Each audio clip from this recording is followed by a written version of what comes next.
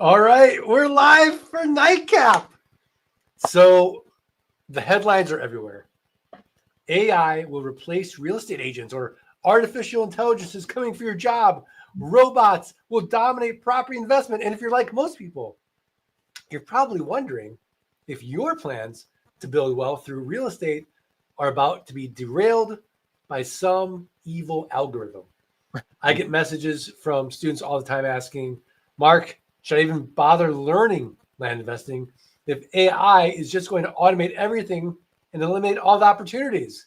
It's a fair question in a world where ChatGPT can write emails, AI can analyze market data in seconds, and algorithms are already making investment decisions for hedge funds. But here's what the fear-mongering headlines won't tell you. While AI might revolutionize many aspects of real estate, land investing has built-in human elements that no algorithm can replicate.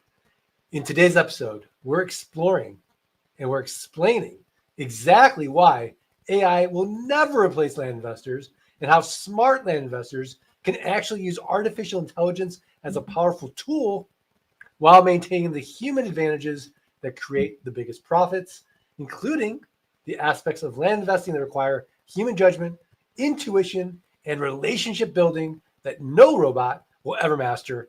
Whether you're worried that technology will eliminate your investment opportunities or you're curious about how to leverage AI in your land business, this episode will show you why the future belongs to humans who know how to work with technology, not against it. Joining me tonight is handsome Rob, John Burnett. Cheers, Mark. Good to see you. Good to see you, brother. And breathe in the mailing, breathe out the marketing. The Zen Master, Mike Zato. Mike, how are you? I'm good. And I want to point something out to the listeners they might not know. That was actually Mark singing the intro. Just want to throw that out there. We got to watch it.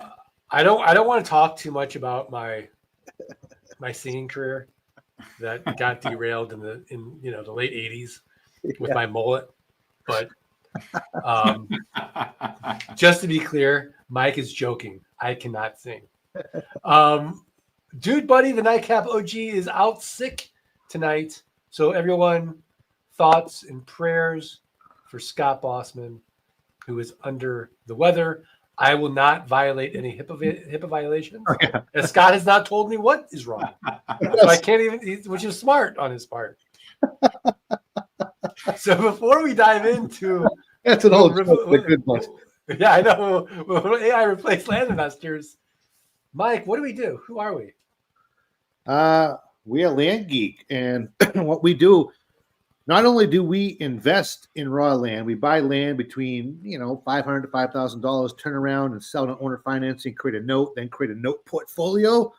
We actually show you, the average person, how to do this because we're just average people. I'm just a firefighter. John, as a dad of 9 kids, I don't know how many it is now. Mark was an investment bank. We're just regular people. But, Mark, you figured this out a while ago and graciously showed us how to do it. And now we show other people how to do the same thing. So that's what we do. I love it. John, handsome Rob Burnett, you are a huge geek. Huge geek. In the best possible way. That's a compliment these days. It is. I mean, he used Suno to create that Eat Bologna Buy Land song. We have a whole Eat Bologna Buy Land playlist that John has created, and I actually love it. Like, I'd rather listen to those songs than normal songs now. Don't judge.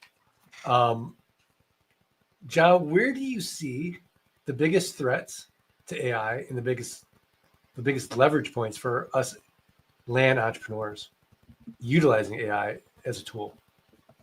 Yeah, it's hard for me to think a lot about what the threats are. It's not that there aren't any. I guess, from my perspective, I mostly see opportunity right now. What opportunities do you see? So I guess with opportunity, historically, in order, we focus a lot on delegation and automation, right? So we delegate to other people, we automate to tools. And historically, in order to automate, you need to have completely consistent variables, right? So it has to be completely consistent one to the next. If there's any break in consistency, you cannot automate. You have to delegate to other people because there's a critical thought required. So that's the way things have historically operated. With AI, there's now a little bit of a gap bridge, right? Where you can now automate things that have some level of critical thought requirement. And so I think that creates a huge amount of opportunity just on the delegation side of things. But I use it in a wide variety of areas of my business. A lot of it's just kind of playing around and kind of throwing spaghetti at the wall and seeing what sticks. But I think that there's a lot of opportunity. I use it for, like the other day, we've got somebody who is working on jumping more into the acquisition side of our business. And we built out an AI bot to train him on having these conversations, right? And so it steps into the role, it steps into an avatar for a seller, and then they have a back and forth conversation. And then he says, all right, stop, give me feedback. And it grades him on like how he did in each of the different areas and all these kinds of things. So it's been really helpful for us from coaching and from like organizing our thoughts, just having something that we can I can verbally process to and have it spit that into something coherent to, even just some marketing stuff, that we've done with our company. So there's a lot of opportunities that we've enjoyed just kind of messing around with. I think there's a lot more that we could be doing. So it's an exciting time. I'm sorry, I'm rambling here. But I don't see it as a threat because I think that there is a relational aspect of this business that you can't get rid of. So when it comes to the conversational piece, to specifically sellers, that's a piece that I think it is. I just don't see a world in which sellers are comfortable talking on the phone to a robot and then signing a deed for their property to another person. I think there's a relational aspect of that is not going to go away at any point. Yeah, absolutely. Don Thrasher, relationships are everything. Good to see you, Don. Andrew Newbarth wrote, checked out a few videos on using AI receptionist today. Pretty neat, definitely opportunities there. But this is really cool, and I want to talk a little bit about this. Because he writes, I can see building out a due diligence AI bot would be sweet to do 95% of the legwork and then spot check its work. And for those in the Lanky community, our clients, this is what we are building, is we are building custom GPTs to share with everybody that is going to be automated. And eventually what we want to do is create these AI agents that will actually be doing the work. We're not there yet, but we're testing it on our own businesses, just like what John is. And so the best stuff we're going to share, we're going to give to our clients, so it's going to be, super valuable to be in that world. Zen Master, what are you thinking about? Well, I think I would concur number one with John, and I would parlay off of that in the fact that I believe that. By the way, I think that this is like a new Nite Cap drinking game. Is as soon as one of us say concur, everyone has to drink. I just think I'm going to add it to my whiteboard here. John gets one concur. Well, he's talking about the relational aspect and the human nuance of things, right? I don't think sellers sell their land. They sell stories. Like there's a reason why they've owned properties. And I always refer to this as land therapy. When we talk to someone who wants to sell a property, they'll release the property, but they want to tell someone the story. They want to interact with a human that can listen and have empathy. And, you might be dealing with a widow that, her and her husband used that property for years, and then he passed away. So there's that sort of nuance there. It's just so relationship driven, this whole business. And I don't see AI being able to replicate that, at least at this point in time, right? This relationship aspect of it, where you know, that's one part. I don't do it now on the intake. My team does, but I loved the stories. I loved the reason why someone bought a property. Why do you want to sell now? All these things that when you get this emotional connection, you start. That's how you generate a really good deal too, because you build a connection with someone and they're willing to let it go at a discount, but they want to talk to someone. They want to have that sort of processing of talking about why they bought the land, how they used the land, and then and eventually how they stopped using the land. And so AI is great for many things, but it's just like when the calculator came out, Mark. People are like, oh, kids are going to be dumb, or they're not. No, it's a tool. A calculator only spits out what you put into it. AI isn't at the point where it's like thinking for itself in a sense. It's like you have to input correctly. You have to really prompt it correctly. You have to know what you're looking for to get the right results. But aside from that, I don't think that the nuance, the human relationships here it's too important in this business. I concur. And it's true. I mean, and yeah. I think we're social animals, and we do. I mean, first of all, if you like, I've been playing with Sora too. It's really good. The video generating, like 15 seconds, but it looks like me. It sounds like me. I can fly. I can do all these crazy things. But imagine if people start using it in nefarious ways. No one's going to know it's real anymore. Mm-hmm. And so we're going to want that human connection. And it's really, to both of your points, like, I think if we leverage AI, it is going to save us time. It is going to save us money. I do think a lot of the boring tasks that maybe inexpensive virtual assistants are doing now will go away. But it could be like the best thing that's ever happened to humanity. The dream could be here, where we're just doing creative work. We're all in flow. We have time. We have money. We have health. We have the trifecta of passive income because we're leveraging this incredible technology that's making our lives better. That's my optimism. Now, my pessimism is that AI looks at us and becomes super intelligent, like kind of like we're the dog, right? Like we love our dogs, we pour into our dogs, but I tell you what, if all the dogs got this crazy virus and started killing all the people, there ain't gonna be no more dogs, right? Like no problem. And I'm afraid that could be an existential threat to humanity. But I don't want to. Let's transition from there. Sounds like we just got a plot for a new movie. Yeah, we just have to make friends with the robots. Talk nicely to ChatGPT. Yeah, and here's Harvey as an IT guy. AI is only as good as the prompt. It's absolutely true. Yeah.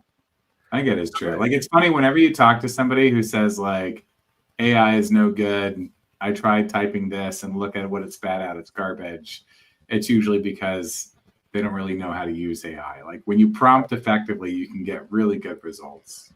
I was actually reading from someone who's like an expert in AI saying that you should not be polite to it. You get better results when you're very direct with it, which is interesting. It's true. If you tell it like you're really frustrated, then it will react and sometimes give you better results. So sometimes I am insulting to AI. So I'll be the first one it comes for when we reach the plot point of Terminator. Shout out O'Connor. Yeah.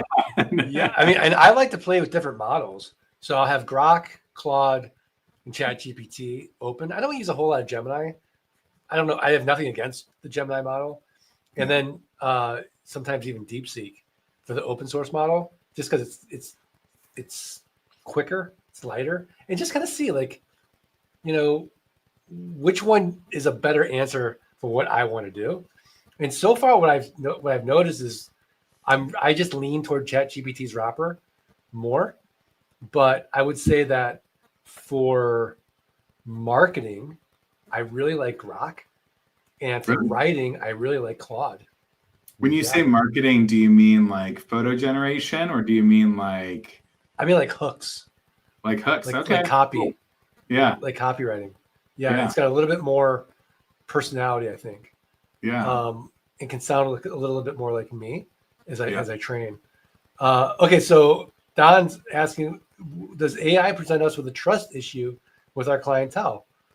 Mike, you're the genius of trust. To know Mike is to love Mike, and when you work with Mike, you just want to keep working with Mike.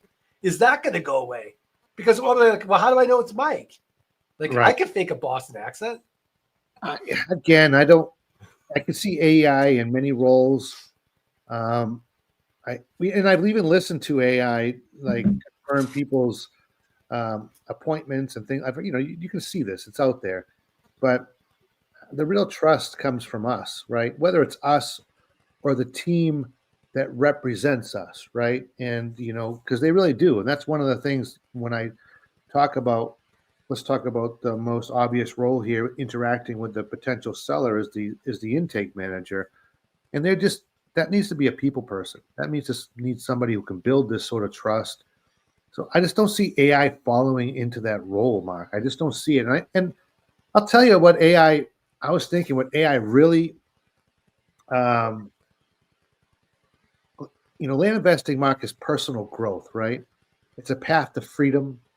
It's a path to legacy, mindset transformation. AI can't replace that journey of learning, of risking, of growing through each deal. It can't replace that. And so from a personal perspective, right? It just can't. We can use it. It's going to be a tool at our disposal. It's not going to replace us as the CEO of our business or as the investor. Yes, this could progress over time to the point where these AI bots can have empathy and things of that nature. But I think we're a long way from that, right? That's a far future possibility. But yeah, Mark, I don't think it's going to ruin relationships because I think the AI right now where it comes into play is with maybe running some due diligence, comp analysis, things that are just very factual that you can program it and you can say this is what I need you to do. But when it comes to interacting with other people and the nuances involved, which we already mentioned, and that personal sort of connection, it can't touch it. It just can't touch it right now. I don't want to sound like back in the 80s, can't touch this, but I did see him in concert. Oh, wow. Ba-na-na-na. Is that MC Hammer? Yeah, and who opened up for him, Mark, is Vanilla Ice. Ice. Wow. It was the most amazing ever thing to see him come out and do. I mean, remember how that was back in the day, Mark? Come on, the mullet baby, Ice, baby. Come on. It was fantastic. I won't lie. And maybe I did buy those pants, and maybe I didn't. I had parachute pants. About it. Yeah. John did. There's some things that people just need. People here. This is great. Daphofy. Yeah. Daphofy. I concur. There's some things that people just need people to talk it out. Sales is still a personal touch in serving your customer. I think empathy and judgment is not going to get replaced. Even if it is better than us. Yeah. It's still there's the soul of a human can't be replaced, and you can't get rid of the artificial in the artificial intelligence. Yeah. Right. Yeah, I think that so my theory is that I've tested out. They have these receptionists and stuff like that you can use, and you can give it a basic script, and it can do some really impressive stuff. In my experience, the AI person always sounds a little deadpan. I think in order to make it so that they can respond as quickly as they do. And so it comes off a little weird. I do think it's going to get a lot better, but my guess is that that's going to get, well, like you were saying, Mark, people want to know that they're talking to a real person, and people are going to start, they're going to want to verify, basically. And then Yeah. the other side is that my guess is that things are probably going to get, as that gets better and better and better, my guess is that that's going to get regulated to the point where you have to disclose it's AI if you're on if it's a bot that's actually talking to somebody. So I don't see basically the only way you could, I think, buy a piece of property with an AI bot is to effectively deceive somebody that it's an actual person all the way to the point of the closed transaction, which I just don't see people being comfortable with at a regulatory level, let alone a personal level. Yeah, no, 100%. I just read an article on Bigger Pockets about AI fraud hitting landlords. Mm. And, you like that due diligence, they can just fake it, right? It's like a fake W-2. And so you really have to go and meet the person now to know and that they are who they say they are, and see that physical document and verify it. So what's interesting is I think that there's a generational gap as well. Like Mike and I are significantly older than you, John. Embarrassingly older. And I think, and Mike, let me know if you disagree, but I think our generation's still a little bit naive. Like we grew up with the internet, and we were we were sort of like the early adopters of e-com on the internet. Like I remember back in the day, like you wouldn't buy anything online. Like you didn't trust it. And you remember those early days? Yeah. And now like Amazon every day. Yeah. No problem. It's so safe. But I think all day, every day. But I think the younger generation that's growing up with this is just the skepticism is already baked in. They're going to be less naive than the older generation. And my 80-year-old parents, oh my gosh, we actually have a password set up, and I have it set up with my family too, that if anybody ever calls you, it sounds just like me, and I need something, just ask, what's the password? And that'll do it. That's a great idea. I was just looking at watching some reading info as well about people, older people are so, they can really be taken advantage of. They make it sound like you. So that password, I used to do that with my daughter when she was little, my daughters, they'd say, listen, if you're ever at a place and you feel uncomfortable, call me up and say you're feeling blue. And if you're feeling blue, I know that means there's a problem and I'm coming. So something with our parents because of that, Mark. That is worth taking notes on right there. Yeah, absolutely. Now Courtney has a really good point. She thinks Gen Alpha will have a problem. Will have a problem. Wait, it will not have a problem. It will feel normal to them. Yeah, I actually think that there's a point there too. Like I've seen people that have like an intake bot that will talk to people and be upfront. Like it'll say like I'm the XYZ AI agent. Can I ask you some questions about your property? And then people will open up to it in a way that they wouldn't necessarily to a person, and knowing that it's an AI bot, because when you're talking to a tool, you might say more than you would actually to a person. And so I do think that there's something there, but that's more augmentative than something that's actually a replacement for people. No, absolutely. I mean, if you don't have a Mike Zano in your life to do conversational qigong and go deep, I mean, you can talk to the AI, and it can really help you do some reasoning and kind of be a quasi therapist for you. And you're like, oh wow, I do feel better, right? But I've done both, and again, nothing's going to beat Mike. And what's also interesting is Mike's going to call me out. He'll be super honest with me, where we find like they're more agreeable. Yes. Unless you tell it not to be agreeable. Right. And even then, it still wants to agree with you. And it's kind of just reflect back to you your own feelings. So it's not necessarily the greatest of therapists, but if you don't have one, it's better than nothing, I think. But even going, like as a CEO, what I'll do is I'll have a problem and I'm like, okay, I'm reasoning it out, right? So I'll go to like a reasoning model and I'll say, imagine you're Steve Jobs. This is how I'm going to solve this problem. What would Steve Jobs do? Or what would Elon Musk do? Or what did Jeff Bezos do? Imagine you're them. How would they tackle this? What are some flaws in my reasoning? And it's actually helped me be a better CEO in a lot of instances. Wow. 100%. Yeah. That's really, yeah. You know, I think we keep hitting upon a very common theme here. Well, where AI has many capabilities, the one thing it doesn't have is in the relationships and the connections that we make. And I can't tell you, Mark, how many times, like you both know, when you're after a while, when you become surrounded by land deals, people call you up. Hey, I got this deal. You know, whether it's someone that's another investor or somebody in an area where you invest. I mean, you start to build these relationships with people, and deals don't just come from mailing anymore. They come from all angles and all directions. You know, and so I start to think that the strongest currency is really relationships, right? That's really what drives all this.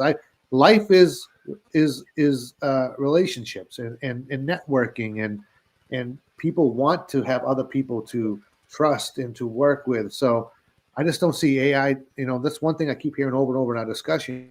I don't see AI taking that over. It just can't. You know, they want to work with and trust you, Mark, or you, John, or me, Mike. You know, they want to work and trust with us and build that connection and that relationship. AI can certainly support that relationship in many aspects, but it can't replace it at this point. Yeah, I mean, I'm going right now to ChatGPT, and I'm just writing a prompt. I'm mad at John. You know what's a good way to approach him? And you know, it'll give me like a good script, right? Yeah. But you know, really that in that way, like it could help us in our relationships where we can pause and say, okay, I'm feeling this way. This is what I want to say to John, but what's going to be a relationship enhancing way to approach it? And it just kind of gives you that space that in the past, like I would just go off on John, and now John's mad at me and he's defending himself, and now we're into a thing. So it's that part's exciting, Mike, I think. Yeah. 100%. Yeah, I think think you concur. I concur. Oh no! I do concur. Go. John might concur before me, but yeah, it's just we're in a great position right now, Mark. I mean, even in a short time, I'd say short time. It's been over a decade now that I'm doing this, but so much has changed, you know, in terms of our ability to get information and to, you know, to access it, to use it, do our deals. You know, so much has changed, and it's really positive. You know, there's really nothing negative here. You know, you still need to be the CEO, though, right? You still need to be the one managing this, running this. You still need to be that. I think of entrepreneurs like heroes, you know, superheroes, because, you know, many people, Mark, just want to collect that check. W-2 employee, collect a check. I don't want to think outside the box. So even stepping out of that and becoming an entrepreneur, you're literally a superhero. And you know, you need that. You need that person to run this whole business, this whole equation. Yeah, let's play a game, shall we? Sure, we shall. Okay, if you're on live right now, put into the chat your favorite prompt that you use regularly for your land business.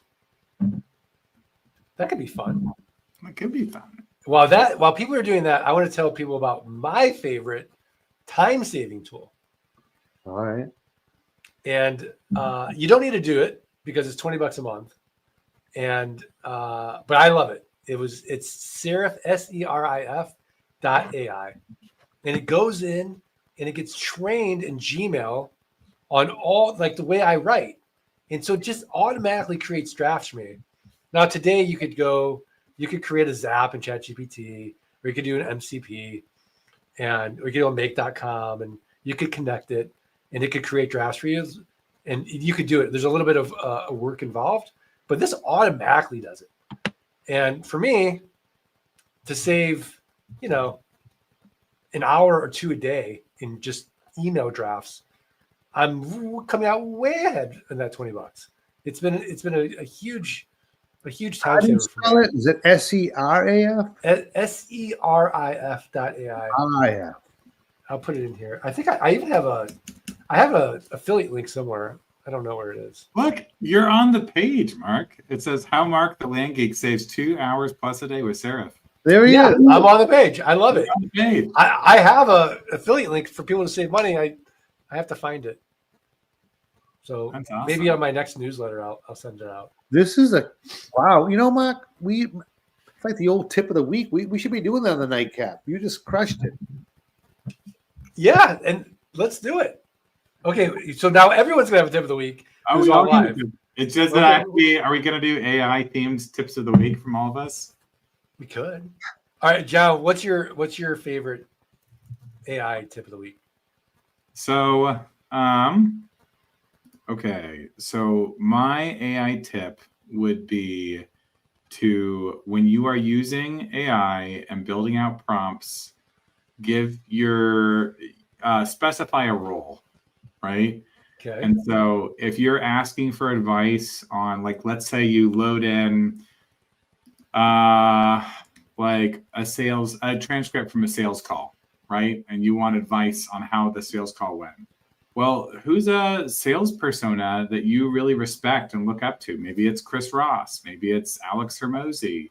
What you do is you load the transcript and you say, you are Chris Voss. I've hired you for an exorbitant amount of money to review the transcript of this call and tell me where I could do better, right? And then what it does is it adopts that persona and provides you advice. And so you can utilize that in a variety of different roles. I use that too, like if there are books that I want to like absorb but don't necessarily have the time to read, I will talk to AI and I'll say, okay, I'd like you to step into the role of this author, and then let's have an interactive conversation about the material in this book so that I can absorb it, right?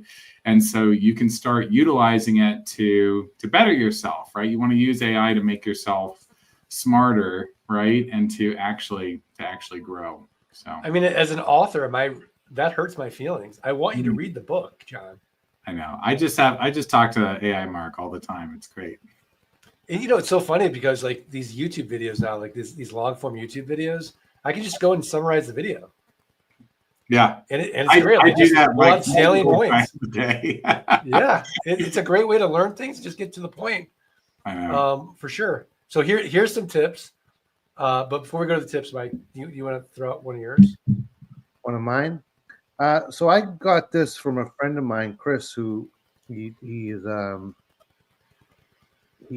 teaches people how to use AI and whatnot. And one of the things he says is at the end of every prompt, you say, ask me one question and only one question at a time until you fully understand the task.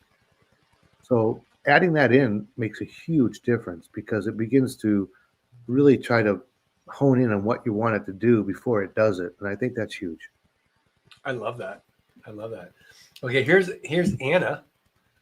I send chat a title record from the county and ask to check for a break in chain.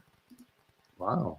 Yeah. That's a great idea. I mean, that alone, Anna, you're really making Nite Cap valuable. Thank you. Anna, did it work? Did it work, Anna? I find it helpful too. You can like with the role, you just tell it like you are a world-class title expert specifying in insert state here. And you want to use, like, you have to be a little bit careful with AI because it can hallucinate. But, if you use like the thinking, so ChatGPT, there's a thinking model if you're on the paid plan. And that one generally is more thorough in its research. And I'll use that for title research. And I've learned a lot doing that. It's great. That's great. I mean, I do think it's really important to treat AI as an intern. It's going to get you 80% there, but you got to check its work. You got to treat it like an intern. Don't ship it. Don't ask it to write your marketing copy, right? There is something called AI slop. We're all going to sound the same if we're all doing the same stuff. So you want to insert the human part, the quirky part of you that differentiates you. Here's Mike DiCarlo, 2876. Tell me what makes me so great. That's a great prompt. No, I've used it to summarize county public marketing minutes, zoning, and land use codes. Fantastic, Mike. Glad Mike's here. Nice to see you, Mike. Yeah. Here's Andrew. Create for me 20 high traffic ad titles for selling land in XYZ County. Andrew, that's a fantastic Thanks, one. Andrew. Thanks for coming. Here's Jessica. I will say the Mark chatbot has saved my brand new land business more than once. Oh, nice. Nice. So, Jessica, for our flight school students, they do get access to my clone. You can ask me all types of questions. It's trained on like thousands and thousands of hours of content and trainings. It's fantastic. So thank you, because I really did make a big investment in that. And to be honest, I think you're the only one using it. I said it to my parents. It sounds like me, by the way. Like you can call it, and you can talk to it. It sounds just like me. And I said it to my mom. She's like, "Oh, this is weird. I don't like it." Did she ask it for the password? No, she didn't. She was just like, "This is weird." Yeah. I'm like, "Mom, ask me a land question." She's like, "No, I'll just call you." I made it say every time I ask a question, it starts with Mike, you're up. So I want to hear Mark say that every time. And then it gives the answer. I love Mike is the king. Mike is the Oh, king. Harvey's Mike. giving me. I use it from time to time. Awesome. I'll use it. How to access it? And are you in flight school? You should have access. Yes, absolutely. Yeah. If you don't, just go to your Slack coach. They'll give it to you. For sure. Oh, she's a graduate. Yeah. Come back, Anna. Come back. Okay. What else we got? Oh, What else we no. got? Let's Do we have transition. questions? What's that? Do we have any other questions coming in? Yeah. Let's play another game. Let's play Stump the Geeks. Who's got a question for us? Come on, yeah. Bring it on. Go to ChatGPT or to Grok or to Claude and be like, hey, I'm on this live Nite Cap. These guys are talking about land investing, but I want to ask them a question that's going to be a very difficult question for them to answer to see how smart they are. Oh, boy. You're really setting us up here now. Yeah, I know. Okay. Oh, Mark, what is your favorite prompt? I don't know if I have a favorite prompt. That's a good question. Harvey. Good question. What is my favorite prompt? I mean, I'll tell you what I've been doing now, Harvey. That I really think is going to be valuable is I'm going in and I'm going to my org chart and I'm saying, okay, I've got an intake manager. I've got somebody that posts ads. We've got our sales team. We've got our due diligence team. And I'm like, okay, these and they're all great, right? But what if I create a custom GPT for each role? My idea being, okay, maybe 3 years from now, 5 years from now, these will be good agents. But for right now, the agent thing's not working great. But who knows in the future? But what I want to do is access their knowledge. I want to clone them just like I clone myself. So I'm creating custom GPTs for each role in the org chart. And I'm creating each custom GPT and training it like I would hire, recruit. So I'd recruit, hire, train, and iterate with that team member. And then, so I create that custom GPT. And then from there, that is their clone. And I keep adding more information as they keep working. So any SOPs, any issues that come up, I give them guardrails. So I'm thinking in the future, like, hey, I don't want this marketing manager to go out and spend $1,000 on ads. So they have a guardrail. So I give them that. And so I create a custom GPT. I do that. And then I do it in Markdown. So I like, I'm getting really geeky here, but I want to do it in Markdown because that's the way you really want to properly do it. And then I think one day, first of all, I'll be sharing those with clients, but then one day those could be agents and they could actually go out and do the work that the current team is doing. So Harvey, to answer your question, that's kind of what I'm excited about doing is cloning the team. That's cool. The other day, I just hired a operations manager recently, and I'm training him on the business, and I just went on a walk and like just spat out everything I could think of for I don't know, it was like 4 or 5 hours, and then it wrote this 205-page book about our entire business model and broke it out into sections and like individual chapters, and it's crazy. And so it's like this whole reference material that he can go through at any time. Wow. But I love that. I Yeah. love that. So Andrew talks about AI note takers. So I use note takers. There's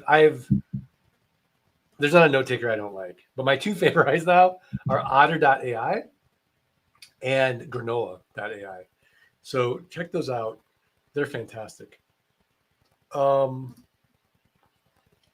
Andrew, so still talking human to human, but having takeaway notes while being able to stay engaged in the conversation.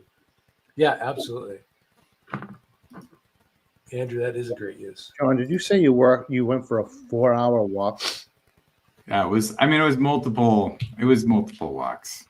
Totaled about 4 hours. I can't believe you. I've seen you walk a lot, so I was thinking it's possible it was 4 hours, but Yeah, it is. Like I do walk a lot. I go on ChatGPT walks, and so I'll just talk to my phone and sort out things. It's great. I've been using Whisperflow. Have you guys checked out Whisperflow yet? It's Love great. it. Wait, It's what is great. Whisper?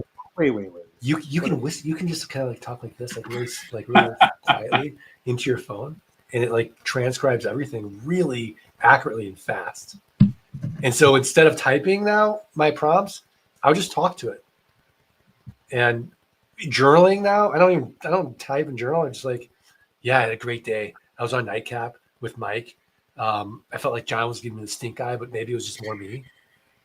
And it was weird. Like he wouldn't ever say I concur. And I just like talking to it. I just downloaded it. You're using this, John, too? Yeah, I love it because like when you use the ChatGPT voice thing, sometimes it fails and it doesn't work. But Whisper is great, and it also like there are other Claude and Perplexity I use, and they don't have as good voice functionality as ChatGPT, and so you can just kind of use it everywhere, and so it's great. It's great. Yeah, Don, you're not old. Age is a mindset, my friend. Check out Whisperflow. But John, like I will say though, I feel like I'm using 10% of these tools, like the power of them, because like Dia. Have you guys used Dia browser? There's, oh my gosh, Dia is amazing. Like idea, like DEA. I'll put it in the chat. DIA. DIA. Yeah, I'll send you guys. What is this? I don't know if you can get it yet. It used to be the Arc browser. Now it's Dia. And so if I go to Dia, it's kind of like the ChatGPT browser that just came out, Atlas. So you can be on the page and you can start asking questions on the page. So I can go to Stripe and I'm like, hey, analyze my data. When I go on a spreadsheet, I'll analyze my data.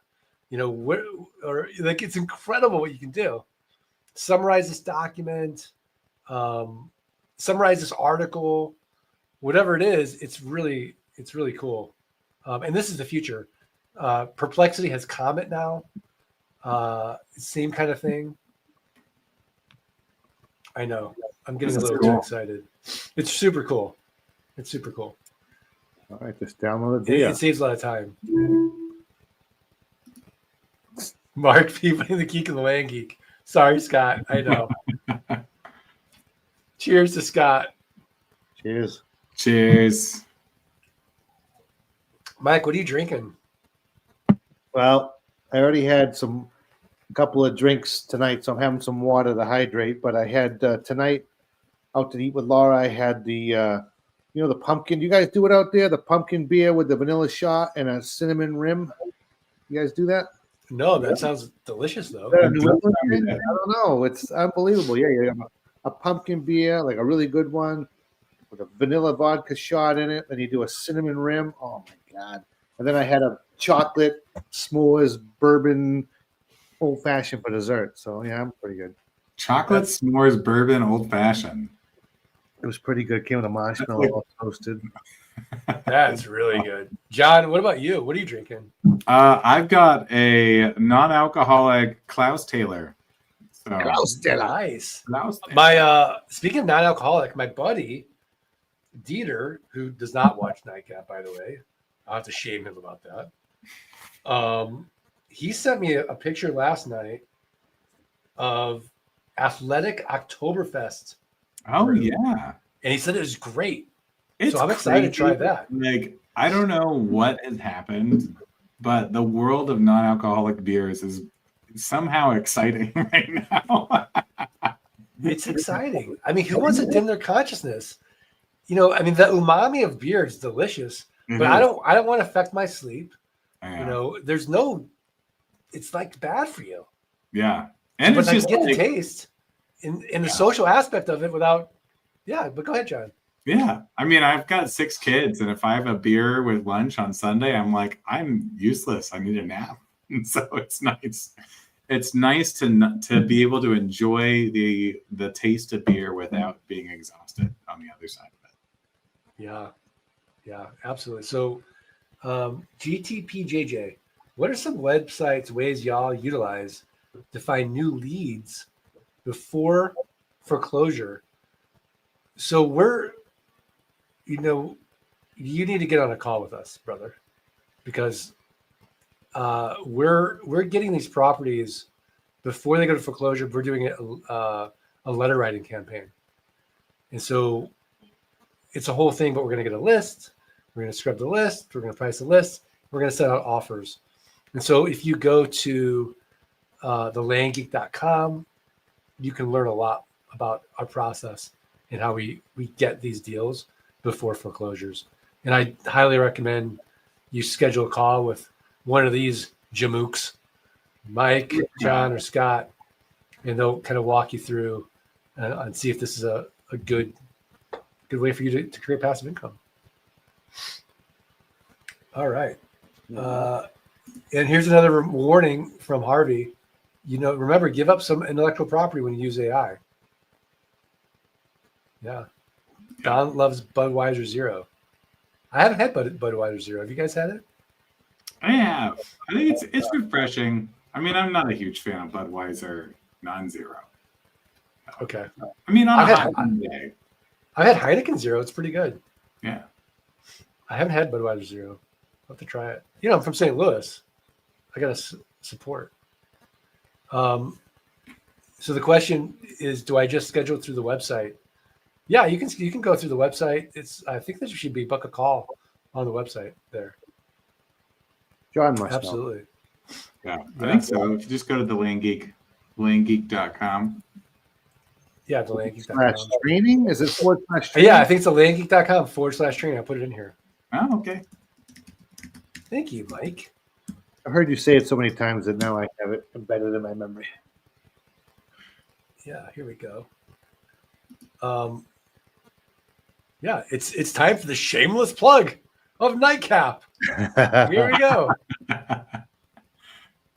Well, can people still come to the event, Mark, or is it sold out, or what's the deal? No, you can still get tickets to Dirt Rich Summit, So which, people- by the way, as we're shamelessly plugging, there will be lots of AI conversations at the summit. So if you like this, imagine 2.5 days of geekiness. Yeah. And it's going to be incredible. But to Mike, like your point, those relationships, those connections in a live setting, that energy, meeting you guys is literally priceless. So I for tell sure. people, very rarely you're going to get that many people together in such a unique little niche. And you come there, guarantee you'll have a drink with someone, get a meal with someone. You'll find new friends for life that will help you be accountability partners, and you'll find your people there. And so it's just going to be an amazing event of just networking. And AI can't do that. Can't do that. Yeah. Oh, here's Scott. I love this. He writes, just remember when you get to Austin, it's y'all. All y'all. All y'all. I love it. I like it. Can't wait to meet you guys in summer. We can't wait to meet you. 2 more weeks, baby. It's coming. Wow, it's only 2 weeks away. Are you kidding me? I know, isn't that crazy? Mike, I'd bring your computer for notes. Absolutely. Honestly, let's talk about AI. Like, I would have Granola open during the sessions, recording it, and then you can take notes at the same time, but it's recording it, and then you can interact later with your notes. It's pretty cool. So absolutely bring your computer and use Granola. Yeah, I'll put it in here. I love this, actually. And I think it's free still. I'm not sure. Granola.ai is fantastic. It's great. It's also like, if anybody here is going to go on a long ChatGPT walk, Granola is great for like grabbing super long transcripts as well. You can talk to it for hours and it'll save your transcripts. Yeah. Austin, Texas. To use the basic November 6th through 8th version. I upgraded. You did. So why would I use Granola if I have ChatGPT? What will Granola do for me? So Granola's nice. Like, so I've got on my phone like a little Granola shortcut here. And so I can like press the button, and now I just started a note. And so it's recording. And so I can do it for like live. Like if I'm sitting down with somebody in person, I can like press the button and like record, and then I've got notes from our meeting that I can interact with later. So if you're talking to ChatGPT, like on the walk, I use the talking version. Granola can be recording everything that's talked about. Well, ChatGPT has a 10-minute limit for the voice transcript thing.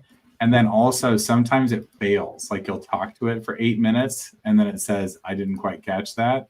And so Granola is more reliable for the transcript side of things.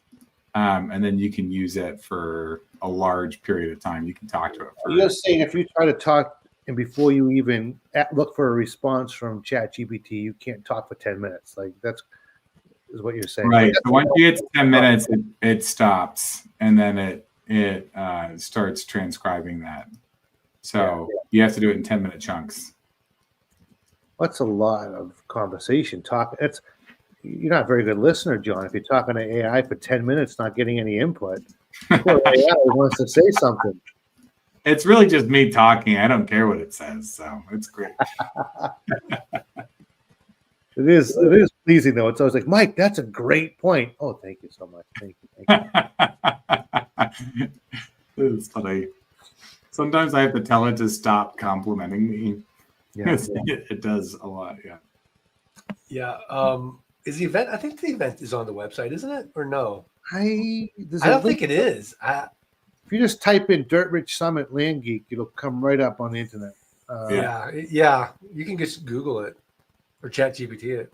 Or use Perplexity. Perplexity. Another one with Perplexity. Perplexity's great. I haven't Googled.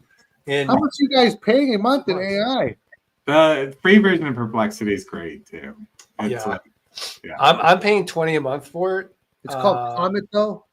Yeah, Comet is included with it, so it's like smart.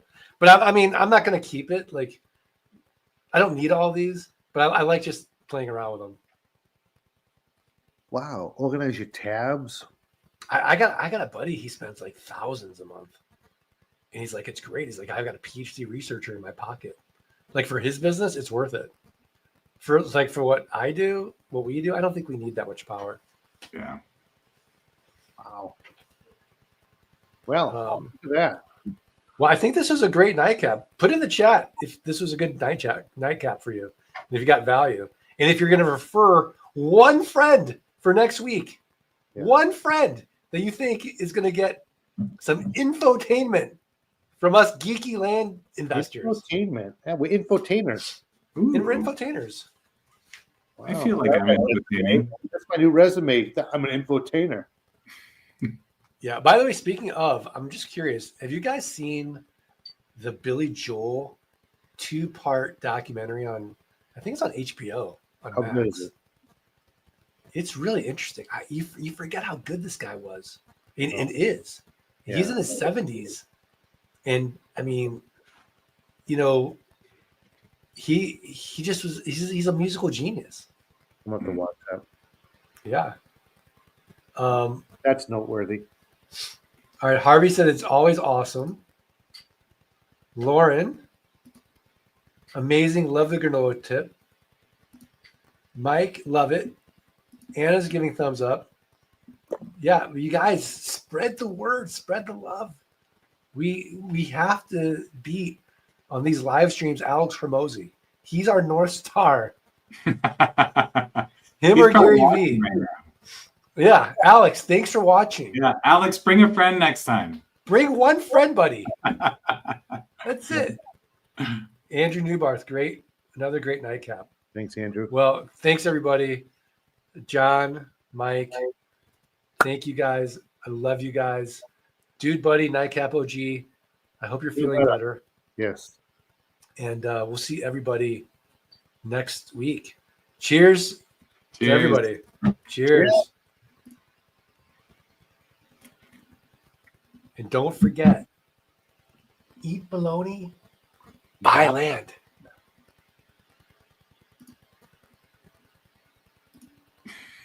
Mike.